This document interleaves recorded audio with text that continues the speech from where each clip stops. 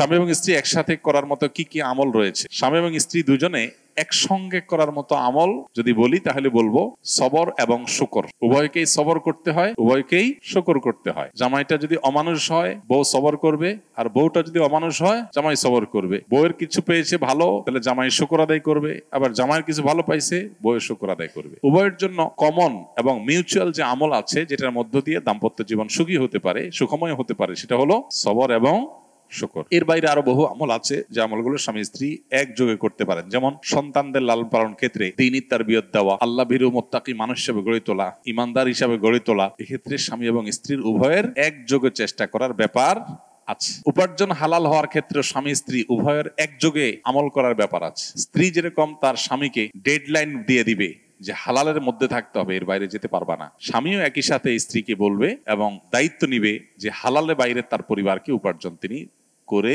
দিবেন না। এই জায়গাটাতে উভয়কে একযোগে কাজ করতে হবে। তাহলে পরিবারের সন্তানদের লালন পালন, দ্বীনী তারবিয়ত দেওয়া, হালাল উপার্জন, আল্লাহ যা হালাল দেন সেটা পরিমাণে কম হলে আমরা তুষ্ট থাকবো, অন্যদের সাথে নিজেদেরকে কম্পেয়ার করব না, এইসব বিষয়গুলোতে। এবং যদি নিজের জীবন সঙ্গীর জীবনে ভালো কিছু পাওয়া যায়, মুখে স্বীকার করতে হবে, তাকে থ্যাঙ্কস দিতে হবে, কৃতজ্ঞতা জানাতে হবে, তাহলে আল্লাহ খুশি হবেন। শুধু মনে মনে শুকর আদায় করলে হবে না। অনেক স্বামী আছে স্ত্রীর ভালো গুণ দেখে মনে মনে আলহামদুলিল্লাহ বলে, আল্লাহকে শুকরিয়া জানায়, কিন্তু বউর কাছে কিছু বলে না। বউরে দৌড়ের উপর রাখে সবসময়। অনেকে মনে করে যে দৌড়ের উপর রাখলে মহিলা মানুষ সোজা থাকবে, প্রশংসা করলে মাথায় উঠবে, এরকম চিন্তা অনেকে করে। এটা ভুল। মানুষের ভালো কাজের স্বীকৃতি পেলে মানুষ আরো ভালো কাজ করতে উদ্বুদ্ধ হয়। আর আল্লাহ তাআলা সেটাই নির্দেশ আমাদেরকে করেছেন। নবী সাল্লাল্লাহু আলাইহি ওয়াসাল্লাম বলেছেন, মাল্লাম ইয়াশকুরিন নাস লাম ইয়াশকুরিল্লাহ। যে ব্যক্তি মানুষের ভালো কিছু দেখার পর তার শুকরিয়া জানায় না, মানুষকে যে শুকরিয়া জানায় না, সে আল্লাহকে আলহামদুলিল্লাহ বললেও সেটা শুকরিয়া হয় না। এই জন্য শুধু আল্লাহকে আলহামদুলিল্লাহ বললে হবে না, মানুষকেও স্বীকৃতি দিতে হবে। এটা স্ত্রীর বেলায় প্রযোজ্য, স্বামীর বেলায় প্রযোজ্য।